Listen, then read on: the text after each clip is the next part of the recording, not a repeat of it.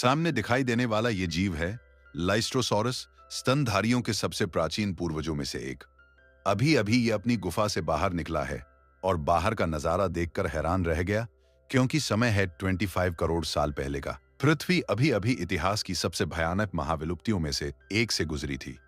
लाखों वर्षों तक ज्वालामुखी फटते रहे, जिससे जलवायु पूरी तरह बदल गई और अंत में पृथ्वी की लगभग 95% प्रजातियां नष्ट हो गई।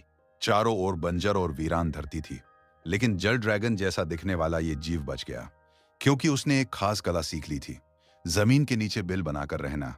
इसी वजह से इसका पूरा वंश बच गया। लेकिन अब एक नई समस्या थी। भोजन लगभग खत्म हो चुका था, फिर भी इस छोटे जीव ने हार नहीं मानी।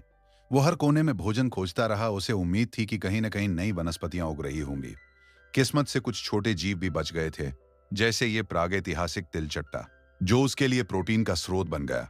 धीरे धीरे उसकी मेहनत रंग लाने लगी, क्योंकि अब बड़े शिकारी लगभग गायब हो चुके थे और जलड्रैगन जैसे बिल खोदने वाले जीवों की संख्या तेजी से बढ़ने लगी। महाविलुप्ति के कुछ ही लाख वर्षों बाद इनकी आबादी इतनी बढ़ गई कि ये धरती के अधिकांश कशेरुकी जीवों पर हावी हो गए। एक समय तो इनकी संख्या सभी स्थलीय कशेरुकियों का लगभग 3/4 थी। इतनी सफलता इतिहास में बहुत कम जीवों को मिली है। लेकिन ये सुनहरा दौर ज्यादा समय तक नहीं चला। शायद आरामदायक जीवन ने इन्हें बदलने से रोक दिया, और प्रकृति में जो नहीं बदलता वे पीछे छूट जाता है। उधर महाविलुप्ति के कुछ अन्य